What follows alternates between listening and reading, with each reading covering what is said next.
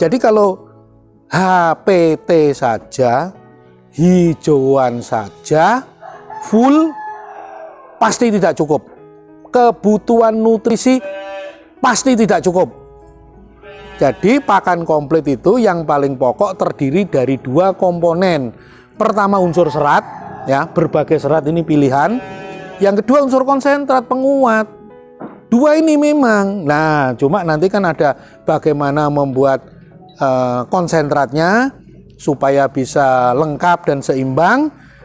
Itu ada minimum 7 bahan yang berbeda asal-usulnya.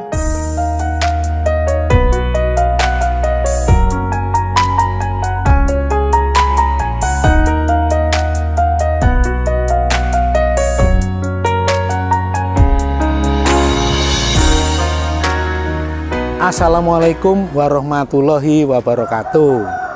Jumpa lagi jumpa dengan saya, tukang cerita tentang nutrisi dan manajemen ternak, baik ternak ruminansia, ternak unggas, ternak babi oke, ternak pseudo ruminansia, kuda, kelinci, marmut, ikan, cacing, ya boleh semua. Nah, kali ini saya mau menjawab pertanyaan dari salah satu anggota grup Akademi Mukti Abadi, minta dijelaskan tentang bagaimana kalau ternak ruminansia hanya diberikan pakan hijauan saja, ya. Kemudian juga ada pertanyaan dibandingkan dengan bila difermentasi. Ini kembali ke filosofinya beternak. Ternaknya mendatangi pakan sendiri seperti di Australia yang terdekat Indonesia atau di New Zealand, lepas liar. Ternaknya mencari pakan sendiri, ngarit sendiri, ya. Sehingga dia bisa mendapatkan pakan dengan leluasa. Nah, kalau kita beternak dengan cara dikandangkan seperti ini di dalam kandang dan juga disangkarkan seperti ini, ya risikonya peternaklah yang harus menyajikan semua kebutuhan nutrisi bagi ternak. Baik untuk hidup basal, untuk produksi, untuk susu kalau tipe perah, untuk beranak kalau itu tipe pembibitan, dan untuk cadangan. Jangan lupa ini ada 5 tujuan. Nutrisi punya 5 tujuan, ya. Jadi jangan nanggung. Beternaknya intensif, disangkarkan, dikandangkan, bahkan kalau sapi kan ada diikat itu, diikat hidungnya itu, diikat kepalanya, hip lock. Lah kalau ada kekurangan dia nyari dari mana? Jadi cara berpikirnya peternaklah yang penting. Harus disadari sepenuhnya bahwa beternak kalau secara intensif, sekali lagi dikandangkan dan disangkarkan, maka itu pakannya juga harus intensif. Nah, kalau hanya hijauan pakan ternak saja, nah seperti ini, ya, ini hijauan saja, atau ditambah keringan. Hijauan kalau ini dijemur atau di oven sampai kering di bawah 15% kadar air, namanya hay. Atau yang sudah kering, ini juga serat, jerami. Ini bahasanya Trenggalek namanya straw. Maaf, ini bahasa Trenggalek loh ya.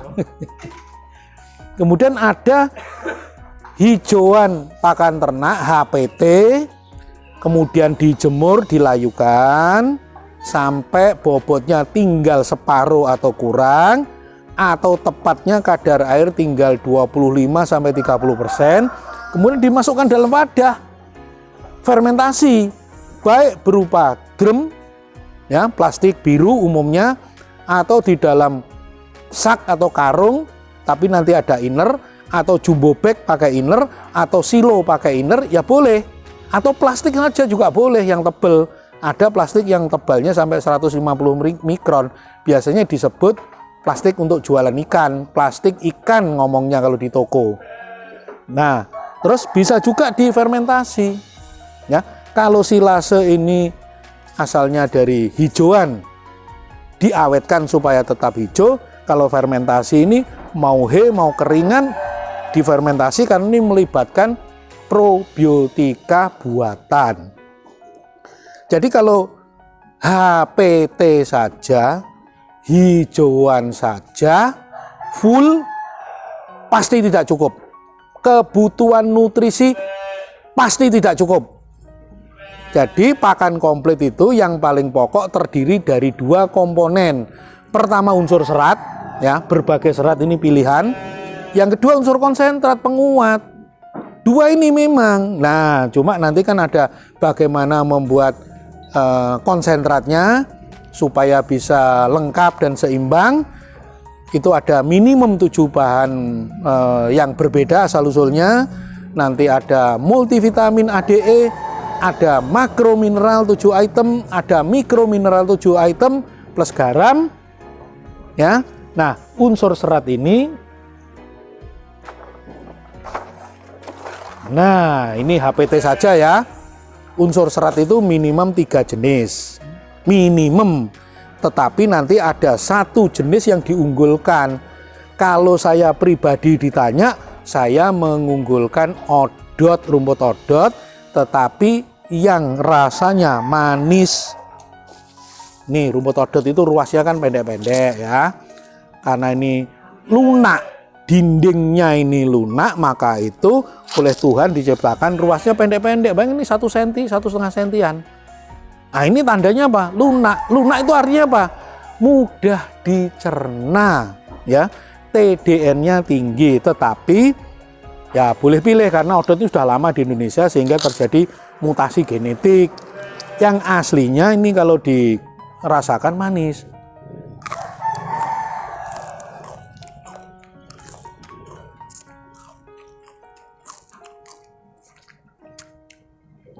Ini tawar. Jadi terutama bagi yang baru akan beternak, baru memulai bikin bahan pakan, pilihlah bibitnya yang ada rasanya manis. Sama-sama nanam ya milih yang manis lah, sama-sama milih istri yang cantik lah. Ya, pilih yang manis. Kalau yang rumput lain, HPT yang lain, ini gamma umami ya. Wah, ini produktivitasnya juga banyak sekali. Nah, ini loh jaraknya, lihat. Antara ruas ini dengan ruas ini nih, lihat. Loh, hampir sejengkal.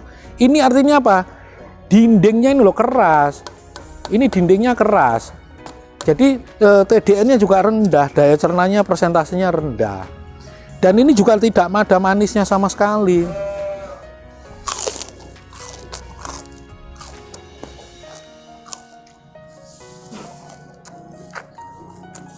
Ya, tidak ada.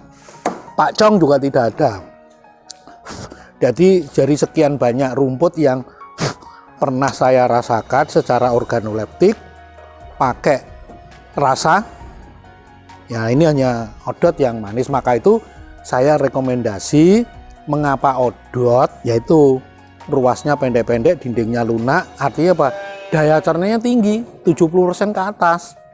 Kemudian ada yang manis, kalau tidak manis ya jangan ditanam, ya rugilah, rugi waktu, rugi biaya, rugi tenaga. Nah, HPT memang banyak pilihan, odot, pakcong, gamma umami, ada rumput merah, red napier, ada Zanzibar, kolonjono, rumput lapangan, yang di lapangan sepak bola, ada alang-alang, ada enceng gondok, ada limbah pasar, ada kangkung. Nah, ini banyak macam. Di tiap-tiap daerah kan mau macam-macam. Kemudian ada HPT yang ini golongan tebon ya, ada 2, tebon jagung dan tebon sorghum. Yang golongan tebon ini saya rekomendasi yang sorghum karena sorghum itu manis. Ada salah satu perusahaan yang memproduksi sirup dari sorghum, kecap dari sorghum, dan gula dari sorghum. Kalau ini kadar gulanya tinggi, ini sorghum ini rasanya manis, sehingga nanti hasilnya, feed intake-nya ternak tidak sebanyak yang tawar, karena ini manis, cepat kenyang. Kenyang ada dari sisi fisik, perutnya penuh, atau kenyang dari sisi kadar gula di dalam darah tinggi. Nah, dua ini, tebon jagung umur 80-90 hari, sorghum umur 50-60 hari ini, kalau dimasukkan ke dalam formula pakan komplit, ini sangat-sangat mendukung terjadinya produksi susu yang banyak. Kalau pada induk tipe pedaging, ya rekomendasi saya cukuplah 20%. Tebon jagung atau tebon sorghum, syukur kalau sorghum. Tetapi kalau tipe perah, yang tebon jagung atau tebon sorghum ini malah separuhnya dari kebutuhan serat. Misalnya konsentrat 40, ya, seratnya 60. Nah, yang 60 ini separuh sendiri, ini harus dari tebon jagung atau tebon sorghum. Yang sisanya ini dari macam-macam serat yang lain. Golongan leguminosa bisa, jerami ya sedikit, 5%, 10% ya boleh, renteng kacang ya boleh, ini hanya untuk pengisi, melengkapi saja. Yang paling pokok, dari 60 ini yang separuh, sekali lagi yang separuh, harus dari tebon jagung atau tebon sorghum, sisanya seadanya di lingkungan terdekat. Oke, presentasi saya tentang ini tadi, jawaban apakah ternak ruminansia itu cukup diberi hijauan saja, jadi jelas dan tegas saya jawab tidak cukup. Harus ada unsur konsentrat, yaitu makanan penguat, ya. Nanti kami secara tim dari YouTuber Gaper, GHAPER, kemudian ada Edu Ternak, kemudian ada tuan rumah De Petung Farm, Pak Farid, itu camat di salah satu kecamatan di Pekalongan, kemudian saya sendiri sebagai vokalis akan menyelenggarakan workshop dengan tema breeding management. Nah, sesuai dengan lagu yang saya kuasai ini ya, tentang otomatis tentang nutrisi khusus untuk pembibitan, baik pembibitan tipe pedaging ataupun pembibitan tipe perah. Ini ada perbedaan ya. Salah satunya ya ini tadi, antara penggunaan unsur serat mana yang menghasilkan susu banyak. Demikian dari saya. Terima kasih atas perhatiannya. Ada kurang, ada lebih, saya minta maaf. Wassalamualaikum warahmatullahi wabarakatuh.